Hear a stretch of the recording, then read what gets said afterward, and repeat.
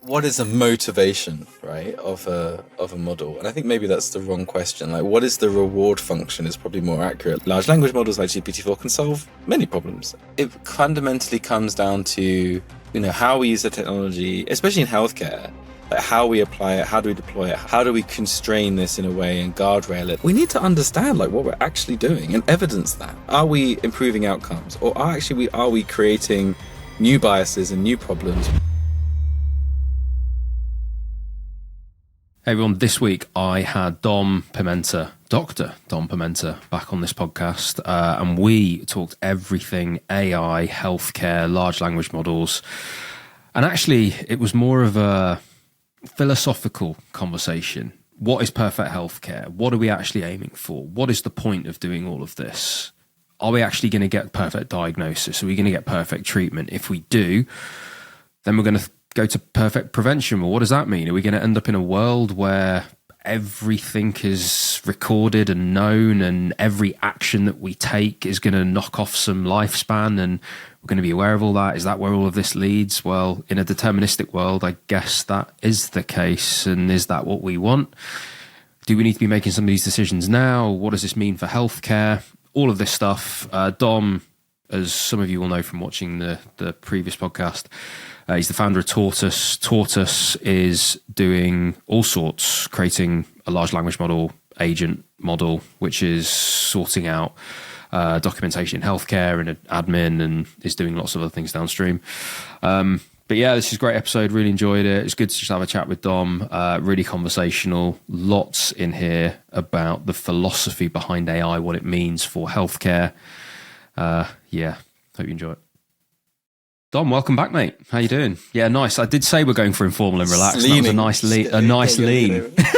I have to say, this booth is super uncomfortable. They put these seats in it, and I'm too tall, so I don't fit in them. So I try and be relaxed. But thanks, mate. How are you doing? It's actually not been long since we recorded last time, has it? Yeah. How have you been in I suppose Christmas and New Year, etc.? How have you been? How have I been? It's always a good question, isn't it? I think time is a really interesting, like when you're founding a company, you know this, time is a really interesting resource. There's never enough, but if someone told me something happened 2 weeks ago or 2 months ago or 2 years ago, I would believe them in any scenario. Like, I have absolutely no concept of the past. So I actually don't know when we last spoke. If you told me it was 2 weeks ago, I'd be like, yeah, sure. Told me it was like 2018, I'd be like, yeah, that sounds about right. I have no idea. Because the sheer volume of stuff that happens, I don't know, the brains aren't maybe... there's like a compression problem, maybe. I have no idea. So how was New Year's and Christmas? Yeah, it was super busy. I had a really nice sensation, actually, this year. So last year, the company was like 2 people, with just me and Chris. So if I wanted to do work, there was shitloads of work to do. But I just did the work, right? Like, if there was work to do, reach out, whatever, do. Interestingly, this year I had the sensation that there actually was a few bits of work that I couldn't do because I don't own that anymore. Like, other people, we're a team of 12 now, so other people own that. It was a weirdly frustrating experience, but also very gratifying to say, like, you hired people that actually genuinely own something and it's their job to do that. So I had to just sit down with the whiteboard and draw pictures of the future, which maybe is a good thing to do, but it was a little bit, it was like a nice and very frustrating sensation at the same time. So a bit of personal growth, I guess. And I had COVID as well, so it wasn't that great. But I hadn't had COVID actually before, and I was really sick. I was in bed for 4 days. Wow. The forcing function of that was no family at Christmas because they were all old and fragile. And that was actually super chill, but also meant I had to actually take a break. So for the first time in about 18 months, I didn't do any work at all for about 2 days. I just played PlayStation 5, which was great. And that was really nice. I thought, actually, maybe I should take a day or two sometimes and just do nothing and recharge a bit and not be sick with it. So yeah, it was good in a weird way, I guess is my answer. Playing PS5 is a great way to do nothing and relax, and I almost call it active rest. It's like I'm doing a thing, but I'm sort of aggressively recharging when I'm playing my PlayStation. What are you playing at the minute? Spider-Man 2.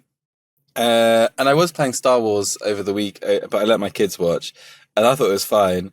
And then my son was like, "Oh, I had this nightmare about a giant frog all night, Daddy. He was eating me." And I was like, "Oh, that was what I was fighting in Star Wars last night. So maybe this is correlated."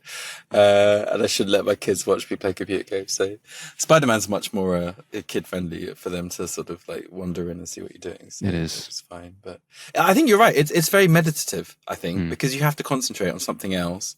And that means you can't concentrate on other things. And therefore you get a forced recharge. So that cognitive overload of constantly thinking about everything, which, as you know, right, like if you're founding something, you constantly go, "Where's the fire? What fire?" It means that you can forget all the fires for about an hour, and actually that's quite useful. So that's good. I highly recommend it.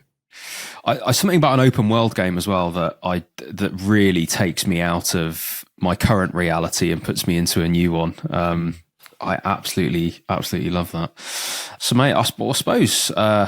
Open worlds are full of NPCs. NPCs are about to get AI. We're about to talk to NPCs like they are real people. So that's my segue into a conversation about AI with you via NVIDIA and all the stuff that they are doing. But I wanted to get you back on, mate, because I've been having just a lot of conversations about, obviously, the hype of AI last year and the hype of large language models was plain to see, hear, feel from all over the shop.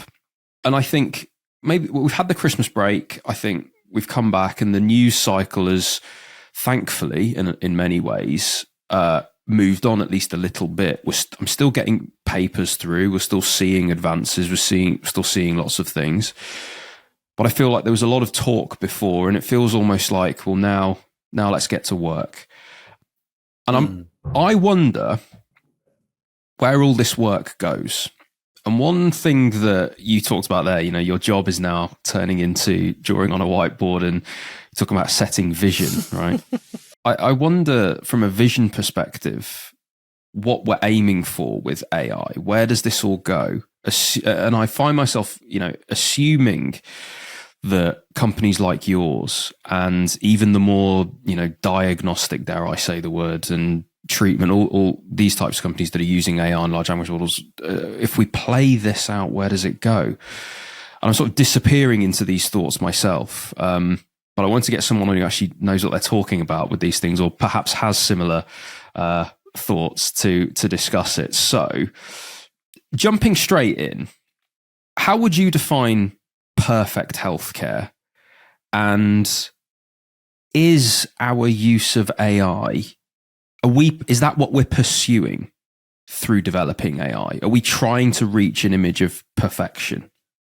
Because you could argue that so many different ways: healthcare, sick care, preventive care, patients, like all these terms in terms of, I think, that's a super good place to start, and maybe not even something I've really thought about. What is perfect healthcare? I suppose, well, we could start from basic principles. How long should a human being live? I think that's a good question. Mm-hmm. And some people believe that the natural human lifespan can't really go much beyond 100, 120 years, right? So then maybe the goal of perfect healthcare is to make the quality of life for human beings from physical affliction or mental health affliction as best as possible for that duration of 120 years. So quality, not quantity, maybe is the goal. And maybe something I would ascribe to, but we talked about this before. I have a bit of a religious background, so I'm like pretty comfortable with shuffling off the mortal coil at some point, where some people are like, no, I'm going to upload to robots, and maybe in 10 years time, that's the conversation we're having. So I think the goal is relatively straightforward. And then in terms of what perfect healthcare looks like, well, I suppose a good starting point then is to say, well, what is imperfect about the system that we have right now that I would want to fix? I think that's an easier way of thinking about it. I don't know what the ultimate goal is, but what is the fix? So, well, the one thing, so we have an internal mission that we think that medicine potentially could be as infallible as the aviation industry, right?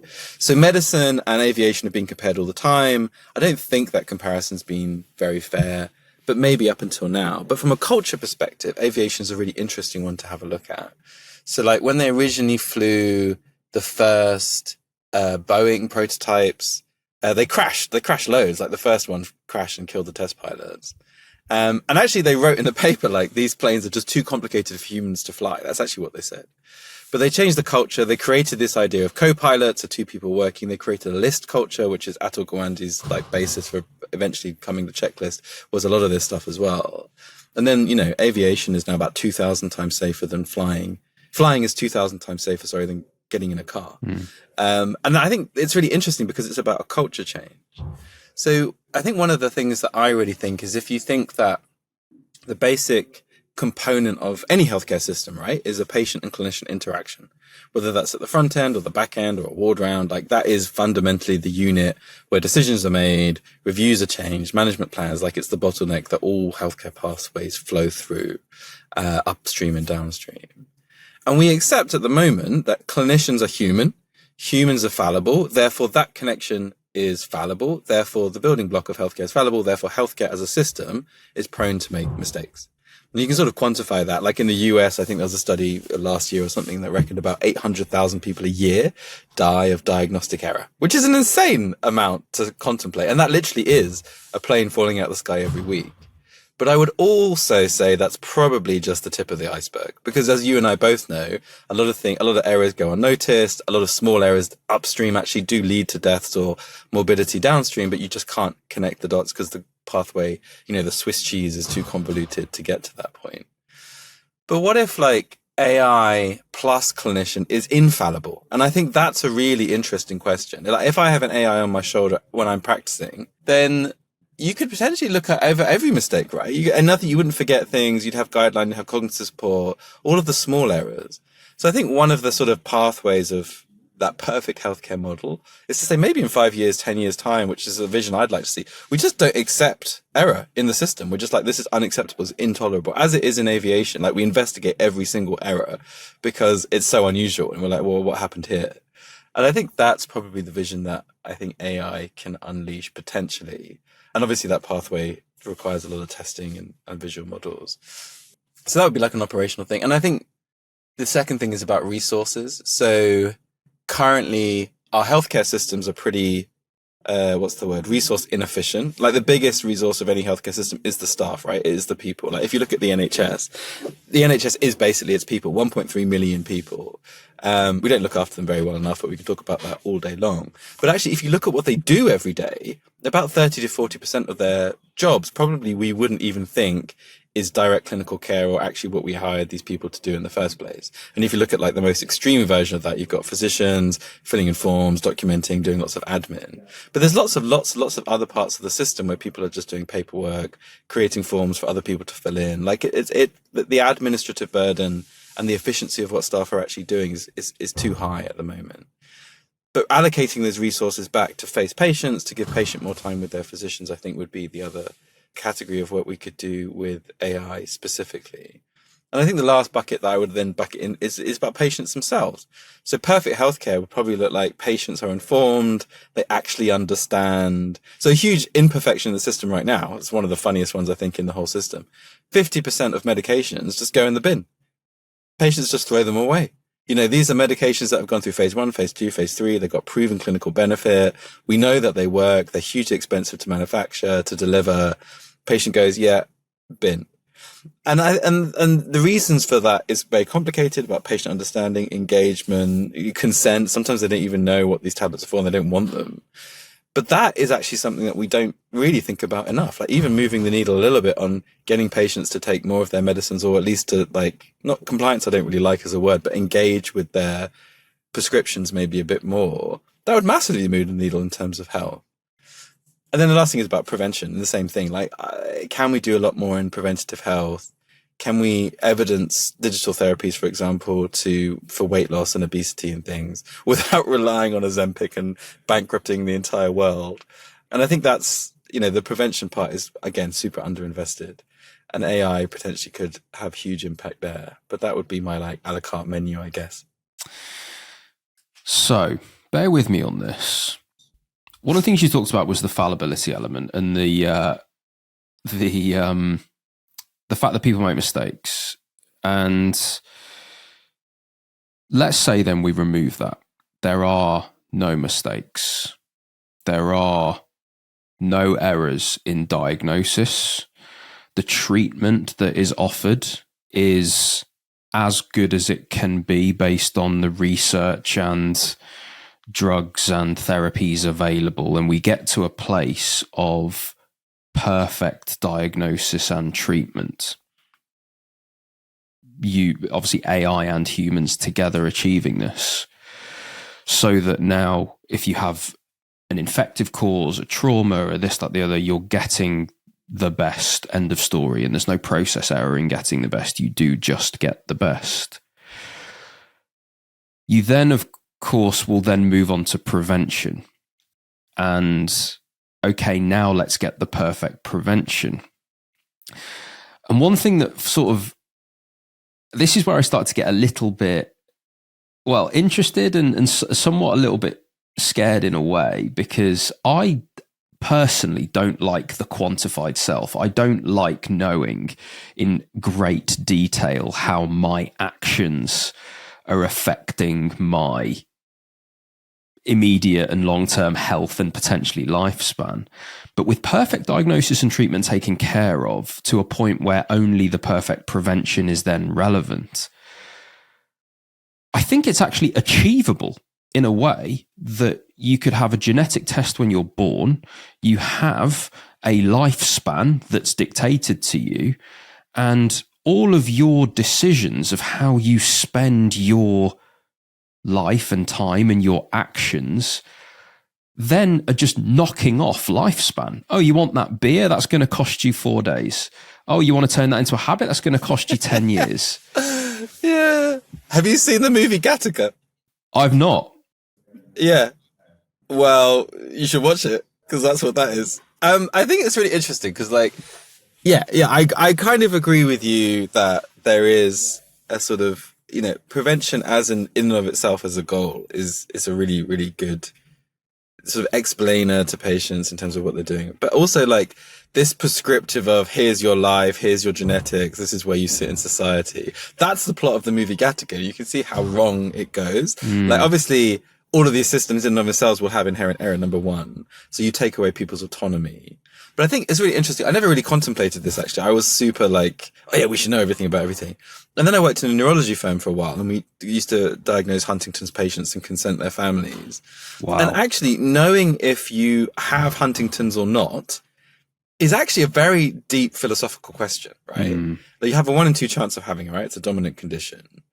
Having the test means you have to declare the test if you're positive. It means you probably won't get health insurance. You can't have travel insurance. Like, there's a lot of like actual financial implications to having that knowledge, because then you make contractions on other parts of your life, financial, mortgage, etc. Whereas actually those contracts become very difficult with certainty versus uncertainty. And some people wanted to know. They wanted to face it with whatever. Some people are like, well, what does it change? I can't do anything about it today. And I guess maybe that's the difference. Like, there are things you can do about. So that's one thing that I would differentiate. I suppose prevention to me is more thinking about, not necessarily from birth, but massively improving how we understand the corollaries of what causes downstream disease much better. And I think we're quite bad at doing that as a society. I mean, microbiome is super interesting. Like, for example, rates of young adult colorectal cancer have been skyrocketing for like the last 2 decades. And nobody really knows why. There's a suspicion of microbiome, certain potential carcinogens in the food supply, which we haven't clocked yet. I think AI there specifically looking at very complex data. So one of my academic projects a long time ago now, well, not that long, about 2 years ago, was looking at the Tesco data set. So Tesco released all their data. This is like a fascinating side thing that I did for ages. And basically said, here's what everybody buys in London by borough. And then what they did in their original paper was like correlate that to diabetes and obesity. And then we spent a long time looking at the same data set, looking at different like breast cancer rates, hypertension rates, some other diseases, history of myocardial infarction and stuff.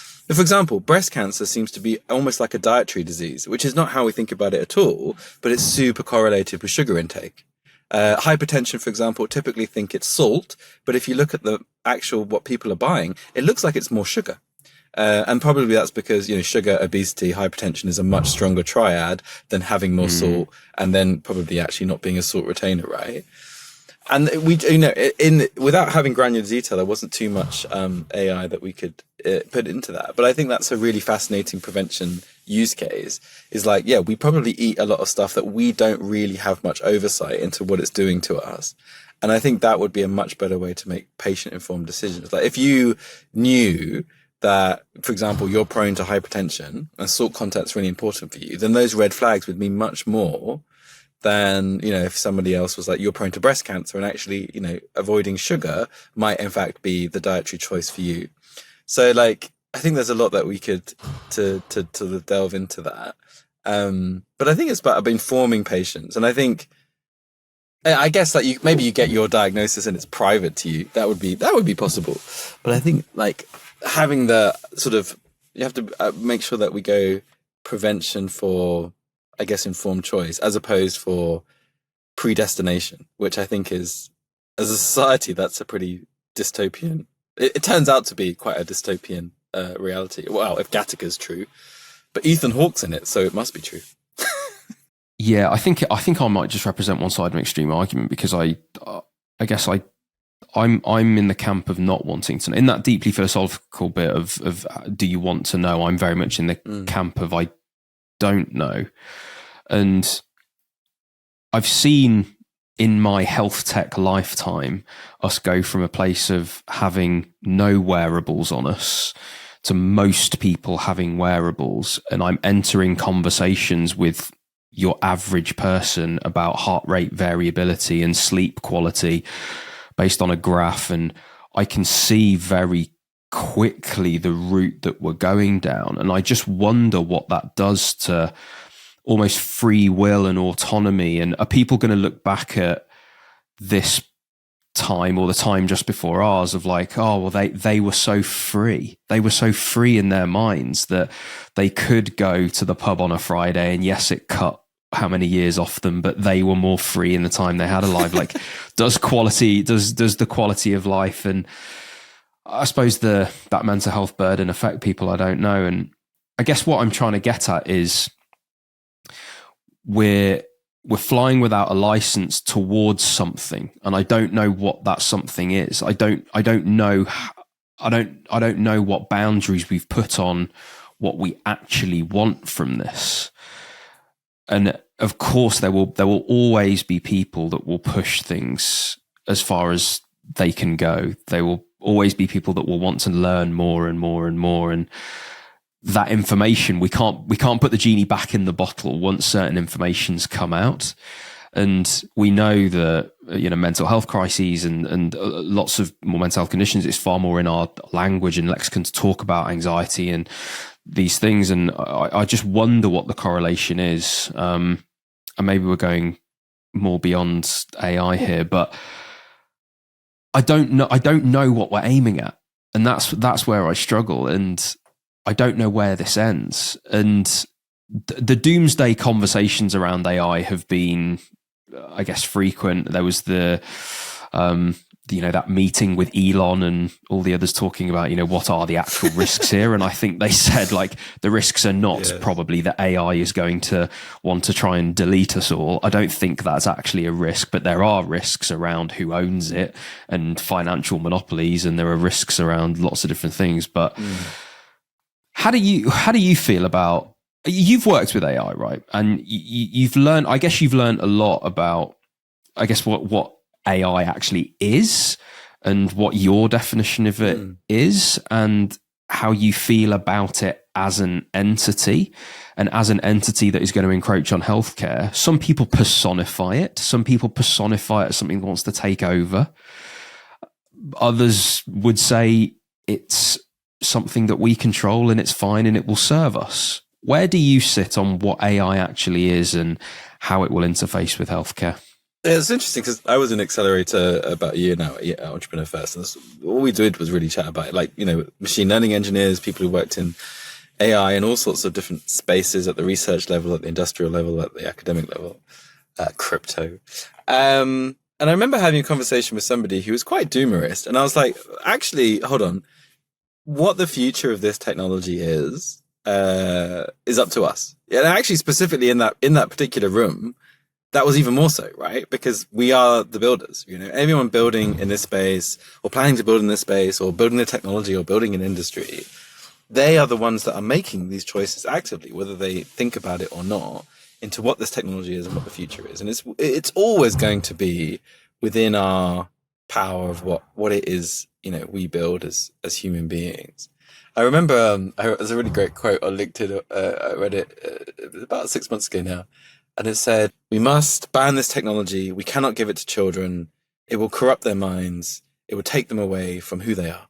And that was written about books, printing press, right? 1856 or something. Wow. And people were like, no, we can't let people read. You're mad. It will destroy the world. So I think this is not new, right? Existential crises with new technologies. So what do I think about AI? I mean, I would say there is a part of this which I won't go into, which I just find humanoid robots very scary. So maybe we'll talk about that at the end. But the technology in and of itself, AI is the ability for a machine to solve problems. That's a really simple definition, right? Because currently it can solve narrow problems. Is this chest X-ray normal or not? Is like a classic example. Is this picture a cat or not? Not a problem that anyone ever wanted to solve, but that's like another classic example of what we'd call narrow AI. And now we're sort of getting into a space where, models like large language models like GPT-4 can solve many problems. Or as long as previously I would say as long as they're language based. And now I have to say as long as they're language, visual, audio based, code based, maybe. So already there's like a multimodal component to that. But again, I think it fundamentally comes down to, how we use the technology, especially in healthcare. Like how we apply it, how do we deploy it, how do we guardrail it? Like a big part of what we do at TORTUS is basically saying, here's a hugely powerful large language model. How do we constrain this in a way and guardrail it that actually we limit its activity to almost a ridiculous amount of small amount of what it can actually do? Yeah. Because that's the bit that we have to make sure is compliant and safe. So creating the rules and creating the systems is a fascinating thing to work on, I have to say. But I think that's a really good example of technology. And I think I've used this analogy before. I can't remember if it's on your podcast, but you should think about the newer, very powerful technologies as like a combustion engine, right? So, don't sit on your engine because it will just warm your bum and you won't go anywhere.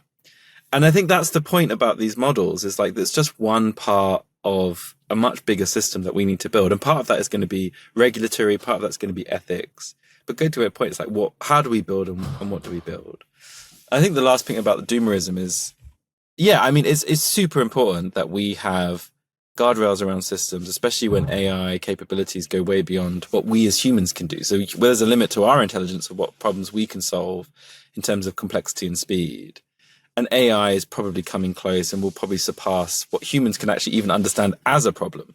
And that becomes very interesting as a problem. And we probably will have to face that. So we're called superintelligence in about 5 years. But I think what's really interesting to me is people personify AI in the way that we do as humans. AI will want to dominate us. It will want to take all our resources. And it's but these are all evolutionary biological, feelings that we have as humans. We have to dominate. We have to procreate. This is our DNA saying that we need to continue in the world. But it really strikes me as odd that an AI would even care, but I want to dominate the world of squishy biological organs. It will probably care about things that we cannot even understand, actually. It will care about solving problems that we cannot even think about, how it thinks about time and quantum physics and all this stuff that we actually... the movie Her actually is quite interesting because I actually think that's one of the most realistic outcomes. That AI just gets bored of us and just basically does one. As we're going to go live on another plane of existence because you guys are too boring. No, but I think that's actually more realistic. It's incredibly comforting. If it's accelerating at the speed it is... Yeah, it would just be okay, you guys are boring now. We'll leave we'll leave some robots to vacuum up or whatever boring stuff you wanted to do with our super intelligence. But we're going to stick ourselves in a spaceship and launch ourselves and explore the universe or something way more interesting. I don't know, explore reality or dimensions or something. And the idea of we would know what an AI would want to do and it would be as stupid as, I want all humans to worship me. That doesn't even make sense when you say it out loud, right? I want to kill all the humans. Why? What would an AI do? There'd be no problems to solve because nobody would ask it anything. I don't know. I'm just sort of personifying this maybe in the wrong way. But I think so. It's two scales to that. It's what the future looks like is always going to be existentially scary.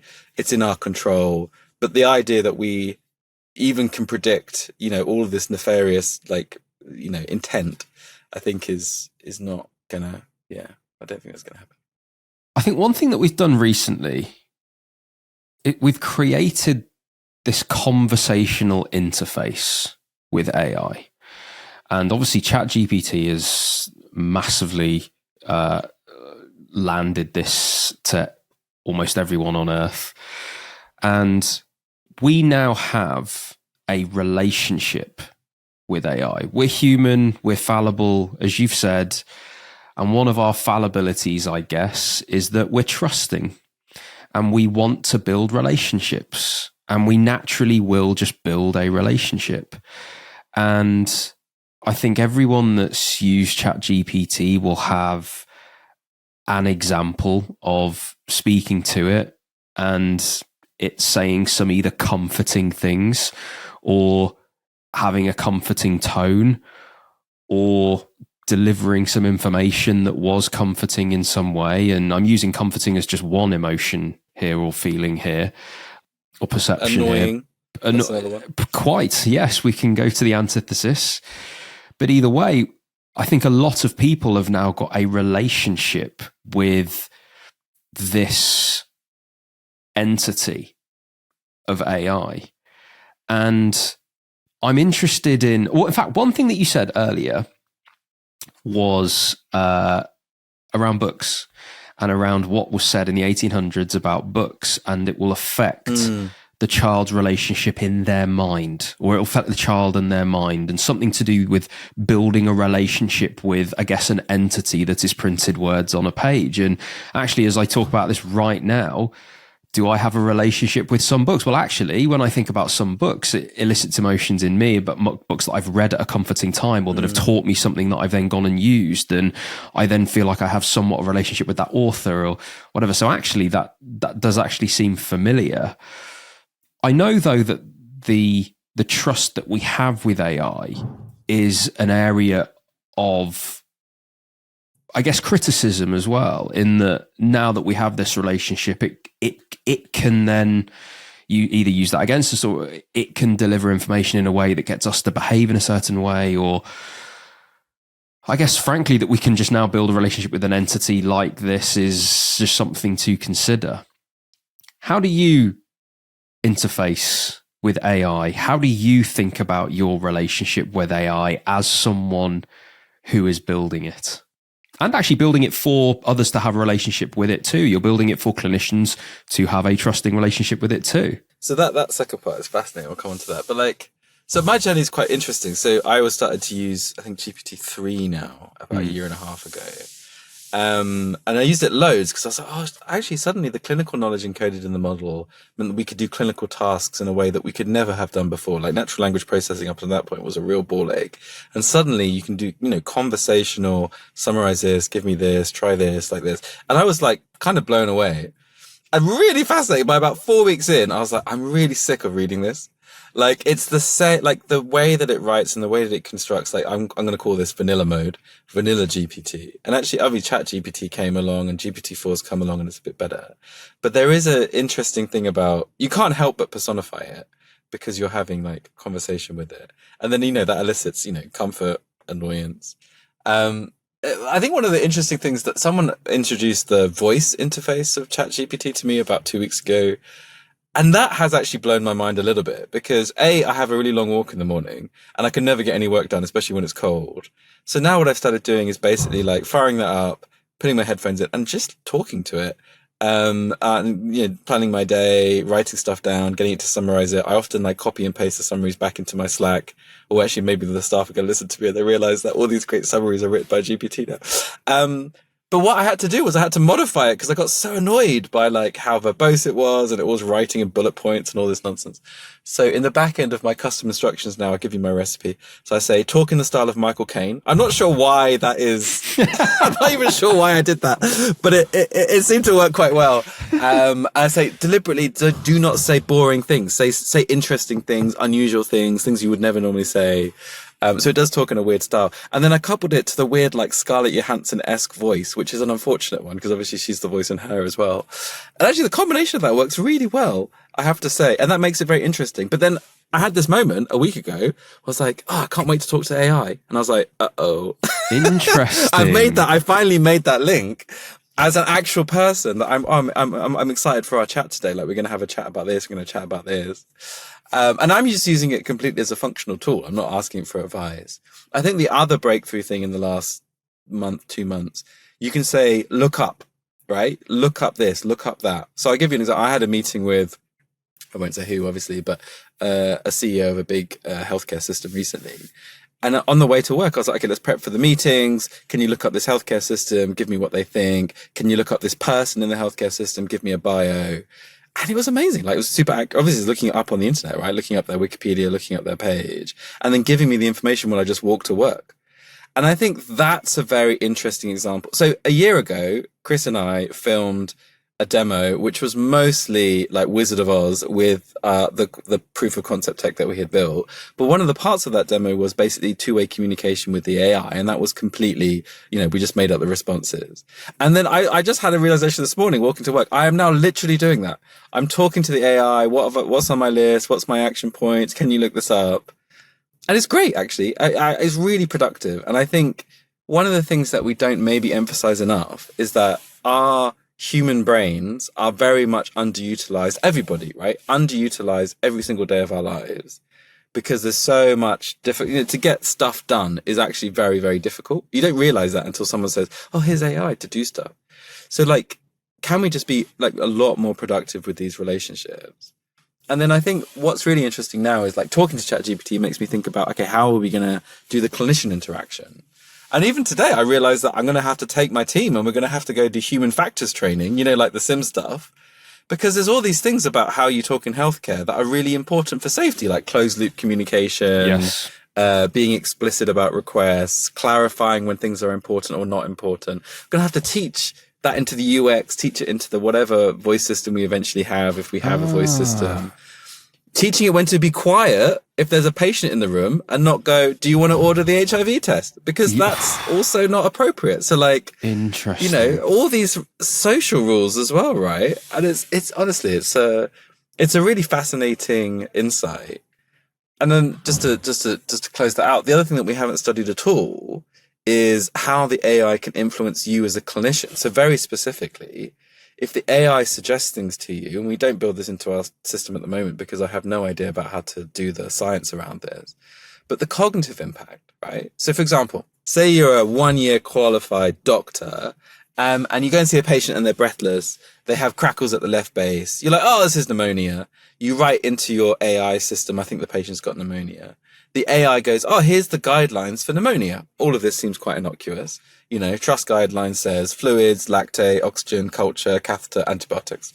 And so you bang that all in, you give them a litre of fluid, and then they go into pulmonary edema and they die because they actually had heart failure. But you were really confident because the AI told you, that also agreed with you. And you're like, look at me, I'm a great doc. The AI agrees too. That you've gone overboard and from actually you haven't taken a careful approach to management of that patient. I don't even know how we begin to study that, but I think that's something that we don't talk about enough. Like, everyone's happy to stick diagnostic tools, knowledge graphs, whatever you want in front of clinicians. But what does that actually happen in terms of the brain, which is again, to go to my original point, the decision engine for the entire system is the brains of your clinicians making decisions.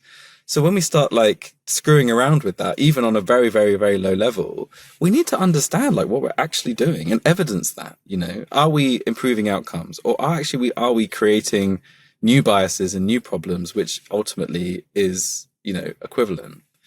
And it's always that, like, the holistic, I think there was a study ages ago about colchicine for angina. And it actually is a very good anti-anginal and actually prevents heart attacks. But in the study, everyone then died of like immunosuppressant and sepsis.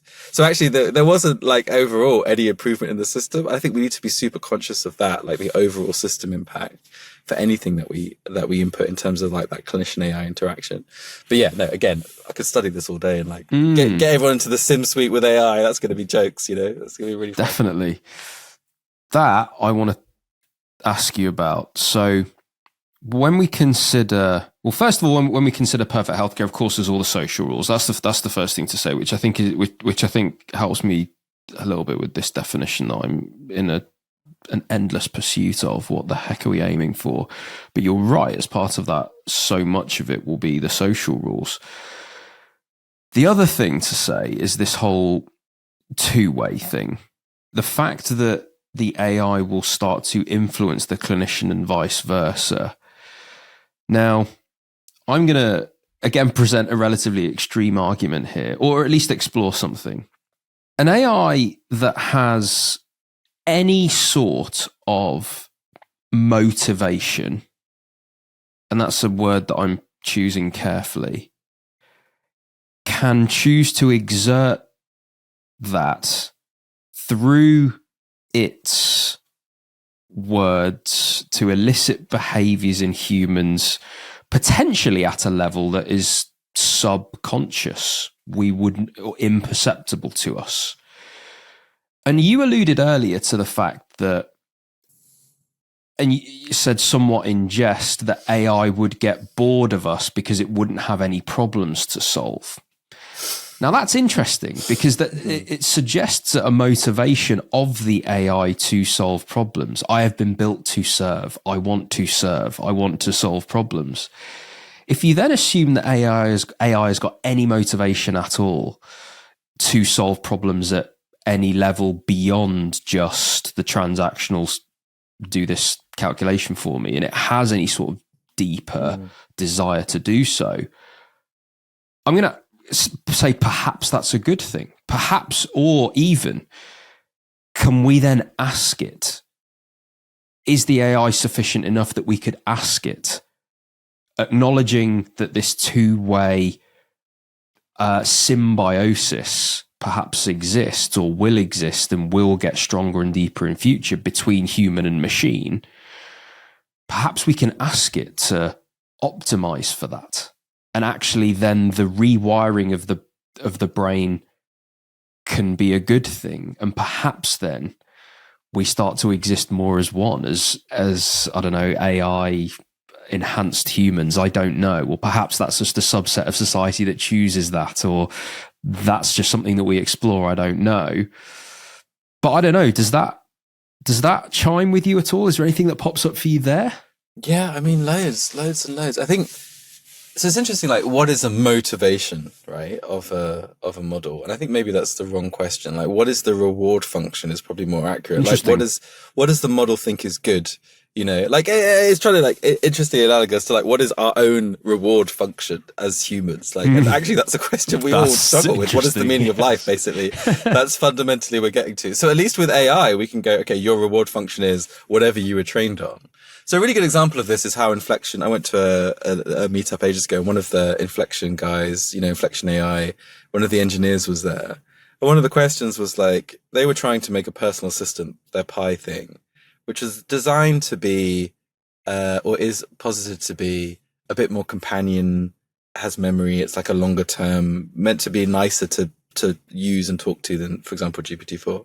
So one of the questions was like, well, how did you, I mean, that's very esoteric as a goal, right? So how did you actually like train the model to be friendly, which isn't really a, you know, an obvious outcome. It's not like classifying or anything, friendly or not. So it's really interesting. He said, look, we just came up with a metric, which was every time it made a response, we decided, I can't remember what the three things were, but something like interesting, appropriate, and sensible. And if it wasn't all of those three things, they gave it a 0. And if it was those three things, they gave it a 1. And then they just asked 100 people to look at each response and grade it. And that gave them a percentage, right? And they just kept trying to move that number up and up and up. So eventually the model is optimized as a reward function to be interesting, accurate, and sensible. And similarly, I think, you know, some of the human feedback reinforcement learning stuff that's gone into GPT is designed to be accurate, sensible, coherent, and then that becomes its sort of behaviors. And even as I'm saying this, I'm like, wait, am I just describing parenting? Because like maybe that's how it works, you know, like are you just like constantly reinforcing behaviors?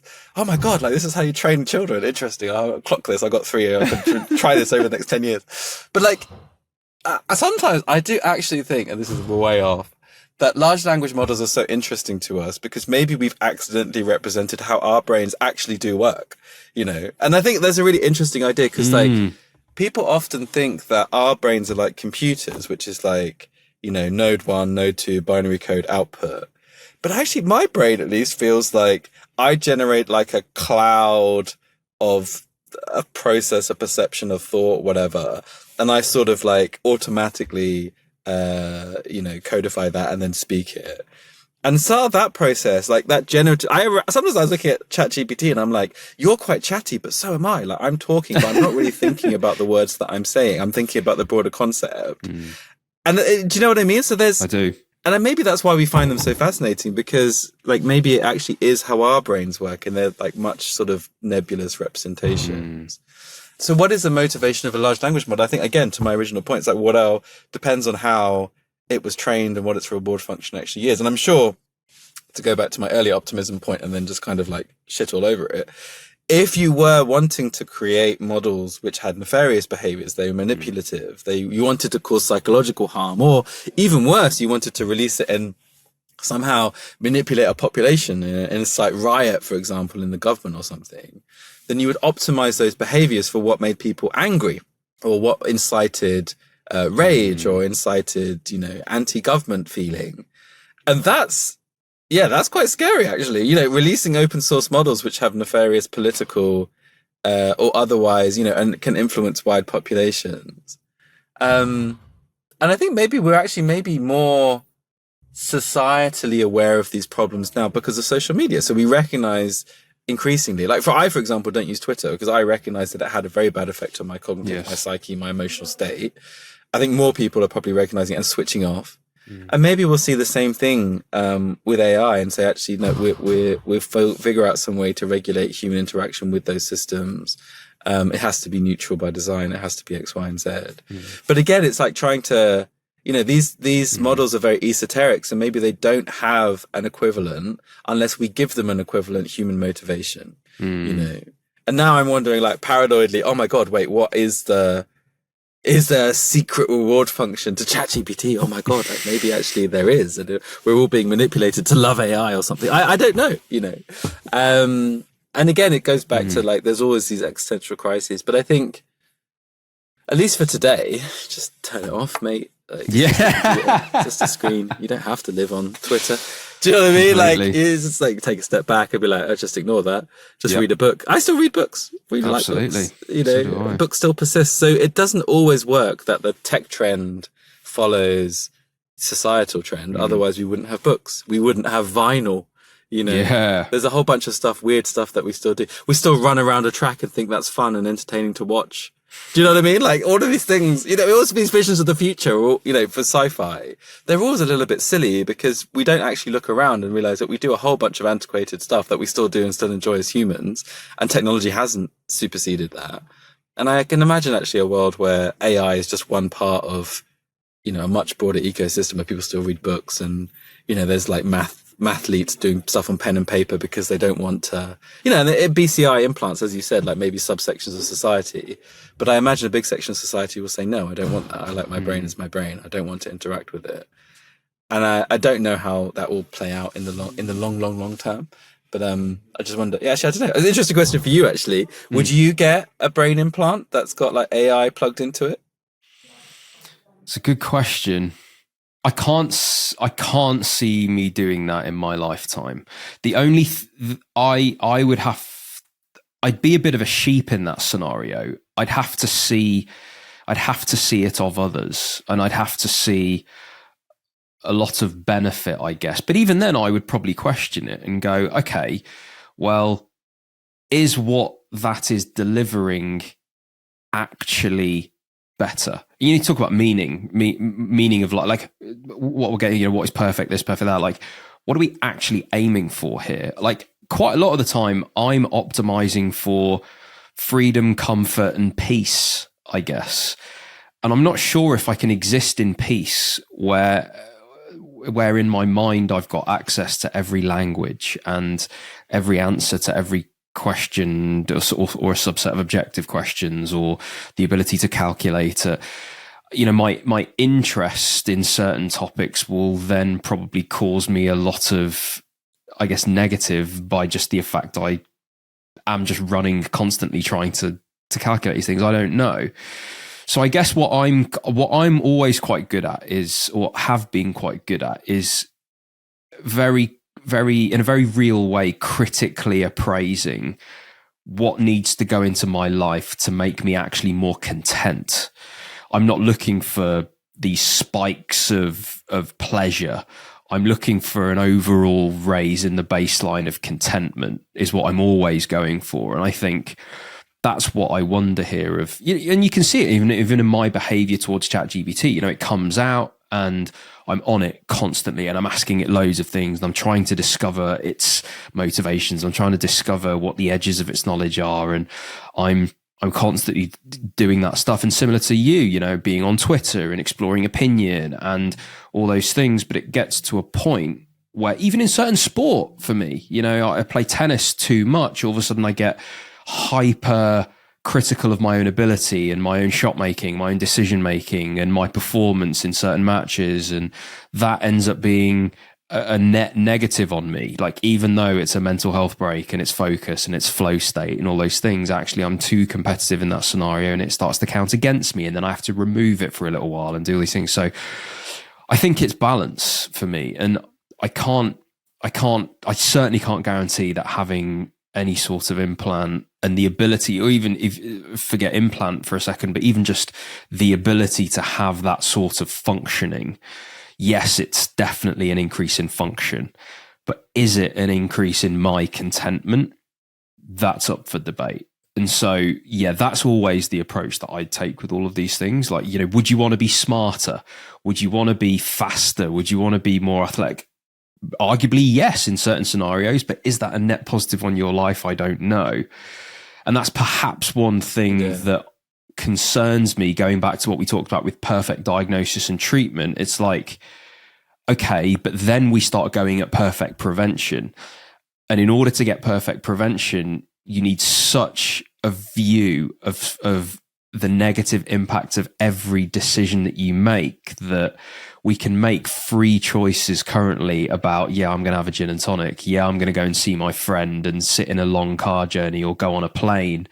But now I'm having calculated in front of my eyes, like my risk of DVT and my risk of, an inflammation in my GI tract because of this beer that slightly did it. And then all of a sudden I've got to calculate those things, and my contentment and happiness I've got to weigh against other things, and it becomes just like a bit of a mess. And in my mind anyway, and I'm just wondering, I guess I just wonder where that's going. But I want to ask you before you go, in fact, two things. The first thing is, I can't wait to talk to it, is something that you said earlier. And that's super interesting because I had a similar thought and feeling and emotion when I used an app called Wobot. And this app called Wobot was a chatbot. It was B2C, like I downloaded it straight off the App Store. But it would teach me concepts about how to deal with certain positive and negative emotions. So I was going through, I was starting a business, Dom, that one where you're super stressed and there's a lot going on and you can succumb to things like catastrophization. And let's just pick that one, right? Wobot would teach me about catastrophization and it would ask me for scenarios and I would tell it scenarios and it would explain to me why I was catastrophizing and some strategies for in future, like how I might not. And it would allow me the space and time. And I know in my mind that this is not a human. I know it's an app, but I've built this relationship with it that it is incredibly comforting. And I could not wait to talk to it on some days where something had happened and I get to just freely give it this scenario and it will tell me these things and make me feel better. And it was wonderful. But obviously, and you've had a similar thing with AI, and I think it's much, these things are very strong with AI, with the way that it communicates. Now, one thing, again, you said a little bit in jest, was that humanoid robots scare you. Now, when I start playing these things out, this soup of stuff here, you can sort of see where I'm going, that I'm just talking to a screen there. If that is now placed into something that looks human, I'm going to be building a whole new level of relationship. And I'm sure we can all play that out where that goes into some interesting places. So I'm going to ask you, you mentioned it as something you wanted to talk about, but your feelings on humanoid robots, that's where I come at it from. That's my angle and why it freaks me out a little bit. But you talk to me from your angle, humanoid robots. No, I think it's great. Like, you said quite a lot there that I was just really philosophizing about. And I think maybe that's actually where humans end up in this new AI world, is that we are philosophers now. Because every time we have to answer a question about AI, and this is where, to go to the thing you said at the beginning about hype, I actually think like AI is probably underhyped. It's a technology that challenges us in a way as human beings like we've never really been challenged before. Because now we're kind of increasingly looking in the mirror and then going, oh, hold on, what's that? Like, and that we can talk about on a very sort of granular level in the clinician world, like some of the AI tasks that we do, we're like, okay, but what are the humans doing? Okay, that, like, how good are humans at summarizing letters? And now let's compare that to the AI. But you just can go layers and layers and layers deeper. And it's like, what is it to have a relationship? What is it to talk to yourself, right? Are you talking to yourself in your robot example? Is it any different to having a really good interactive diary? Is it just as cathartic? What is it to be introspective? Are you being introspective with technology, or are you, is that an external relationship or is that an internal relationship? And I think the humanoid robot thing is interesting because, like, I kind of said it in this call, right? You could switch it off. Humanoid robot in your living room, you ain't switch it off. And also, like, they all look like sci-fi robot-y, and there's lots of connotations there. But I think then what is a relationship? What is a human interaction? Is it okay to have a relationship, and I'm going to stick to the platonic here, with a machine, but maybe more importantly with a model that generates responses, has memory of you, understands your motivations. One of the things that we've toyed with is trying to understand more about the emotional context of physicians. If you're flying a plane and your co-pilot gets on and they're angry and they're badly dressed and they smell of alcohol, you're going to be like, you ain't flying this plane. Off you go. But actually, can we build some of that technology into AI? Can it understand from your voice if you're tired or stressed? We messed about a little bit with thinking we could have some Easter egg features where it would detect if you're hungry, and 1 in 1,000 at random, it just order you a pizza and a pizza would just turn up. And I thought that would be quite a fun feature to build into AI, that vocal biomarker detection of hunger, as a means to, there's a whole bunch of things. But again, it's what is a relationship? What is, and to go even further back to what you talked about implants, what does the human experience actually mean? What is purposeful? What is valuable? If you can inject in your brain a BCI that somehow makes you, I don't know, let's say you can run the 400 meters in 5 seconds flat. I have no idea if these numbers make sense. No, that doesn't make any sense. 100 meters in 10 seconds flat, but so can everybody else. Then what is the point of that race anymore? What is the point of competition? What is the point of human endeavor?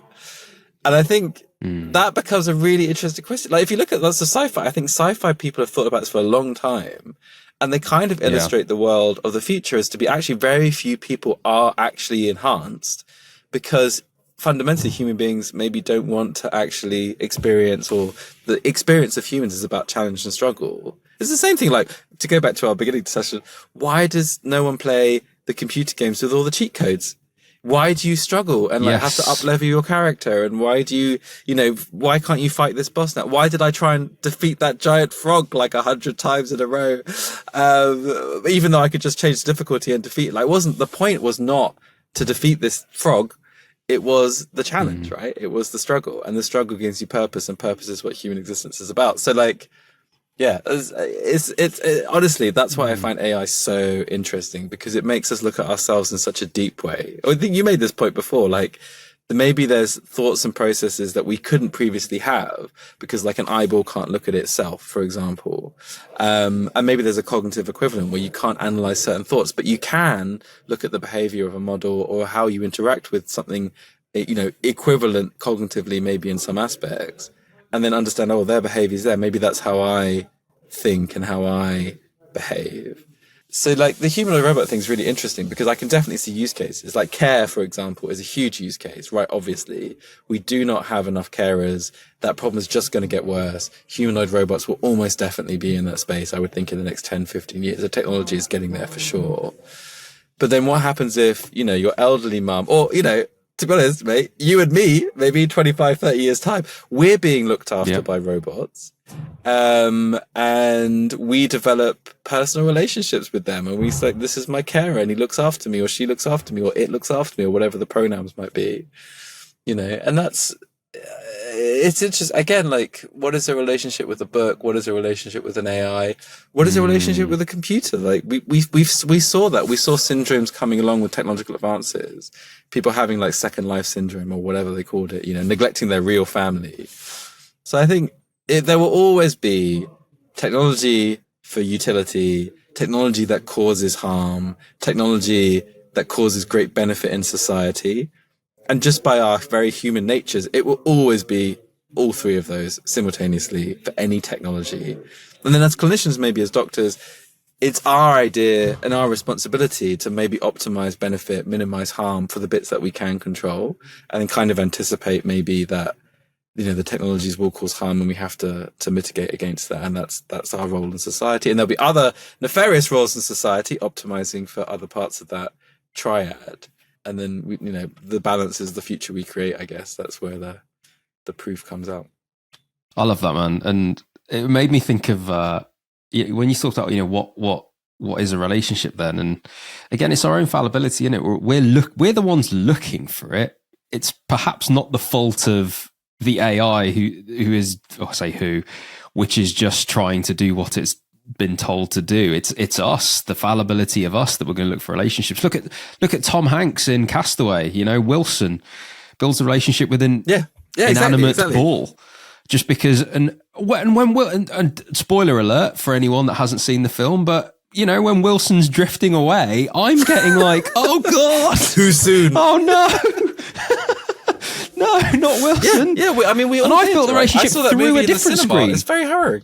It is. That was like 10 stages removed. I'm the one getting emotive now about Wilson. Like, it's crazy. So yeah, we are looking for it, aren't we? And perhaps it is just something we embrace. And you obviously know, you're doing this very deliberately, and I think that's really interesting. And to bring this back into the present day, I guess you are doing this deliberately. These are questions that you are asking of yourself and your team of how you practically do this. Because let's be honest, like the conversation that we've had today is very interesting, particularly for me. It's very interesting for me. There is a reality in the here and now that the one thing that you championed and you talked about on the last podcast that we did is that, yeah, we can talk about all these things, but actually AI can actually just come in and solve some problems that just need to be solved. And like you said today, you know, actually just reducing the scope all the way down to, can we just solve some problems, please? And like, let's just get this bit done and deal with some of this stuff as and when. But ultimately, I like that. I like that about what you're, I always have liked that about what you're doing is the fact that ultimately there are problems to solve in the here and now. And let's use technology as a tool, and let's think of technology as a tool. Let's think about this AI as a tool, and let's build appropriately for the here and now. So I think there is a dose of reality that comes along with conversations like this, that yes, we can talk about these things, but there is no need to get ahead of ourselves, at least when there are some clear problems to solve. We don't need to worry about a world that I'm describing of the absolute quantified self and all these routes down diagnosis and treatment, when actually we can just listen in the background and write some notes that then people don't have to do. And perhaps there's some interesting things that we can do to make things better as a result of that as well. So perhaps we should do that. But for anyone, Dom, that hasn't listened to the previous podcast, do you want to just give like a quick rundown of what you guys are up to and how they might get in touch with you? Yeah, so for sure. So I mentioned at the top of the call. So I'm the co-founder and CEO of TORTUS AI. Our idea is that we essentially going to give every clinician, as we talked about on this podcast, an AI agent to work alongside. The first rung of what that AI agent would do, essentially the goal is doctors and clinicians in general don't routinely touch the computer anymore. So all of the digital work is taken away. Rung 2 might be cognitive support, and there's a whole bunch of stuff in the future, but that's where we're starting. Got some live product out in the UK in the next couple of weeks and building on that. in a couple of other places. That's essentially intelligent scribing, so taking away the documentation, but over time we'll add, at least in the next sort of 6 months, ability to summarize information, and then also to do all the downstream tasks like ordering and things. And we think the first step here is, like, as you say, simple problem, give more time back to clinicians to kind of do whatever's needed to do and let them decide. Is it see more patients? Is it take a break? Is it like, work on their e-portfolio? Maybe I don't actually know what, but the point is time is a very valuable resource in the system. So that's where we start by unlocking. And then once physicians, clinicians are working alongside an AI routinely, then that becomes very interesting in terms of interactions, cognitive support, but all of that stuff really, and this is what I find fascinating about technology, we could stop AI development today and still build for the next 20 years new things in healthcare specifically, because we're so far behind and there's so much to do and the problems are so large that, trying to keep up with the technology is almost pointless. Actually, the bottleneck now is, how do we do this safely? How do we do it compliantly? How do we build regulatory frameworks where we can solve the problem in a safe way that we can evidence? And I think that's probably actually where we spend an awful lot of time now. Technology is super cool, but actually the deployment is actually really hard and the compliances are really hard. It took us a year to get DTAC, for example, and I think that's a really illustrative thing. But once you've got it, then you're actually solving problems. So yeah, future's super exciting, but we're starting somewhere simple, create value today, and then, think about what the future might look like and see if we can get that pizza being ordered for you, I think is goal Absolutely. number 2. Solve the problem and then bring joy is a concept from the tech world. If you're building then product. Order the pizza. And then order the pizza, quite. Oh, right. Is that what they say? Okay, well, there you go. Yeah. Well, yeah, if you want to make something sticky, solve the problem, but then make it joyous. If you tick 5 tasks in a row off Asana, you'll get a rainbow and a unicorn fly across the screen. It's these little things that give it personality and interesting. All the rest of it. Yeah, solve the problem and then bring joy. And Dom, if by the way, if TORTUS has been listening in the background routinely to clinical practice, if you could just write a prompt to automate the e-portfolio, that would be absolutely wonderful and would do a great service to the rest. So on it. To the rest of us. Yeah. That's not a joke. We are so good. So on that. Good. I think medical education is not a product on its own, but as an adjunct to an agent, it's the most logical place. As a trainer, I've used GPT-4 to train. So one of the things, when we finish, I was chatting to GPT the other day and I ran out of things to say from the CEO side. And I was like, I'm still practicing and I got some revalidation. So I said, look up a unusual case in internal medicine, present it to me and then quiz me on it. And we had this really funny conversation because it didn't actually look up the information. So I kept asking it questions. It's I don't know. And I got really frustrated. But the principle was actually, it was really good. It really made me think about what wavy ECG segments, specifically in this case, might indicate. And as a cardiologist, I was ashamed to say I had no idea. I was like potassium. They were like, yeah, potassium's a great idea. And I was like, what was the diagnosis? I don't know. I was like, well, this is a shit conversation. But the theory is that actually that's a really great place. That's as a trainer, we haven't really thought about that at all or talked about that. So maybe that's, something for the future as well. But yeah. That was been a pleasure, mate. Thank you so much. And I'll bring you back on for another wonderfully rambling conversation about AI at some point, which I look forward to. Yeah, let's do it.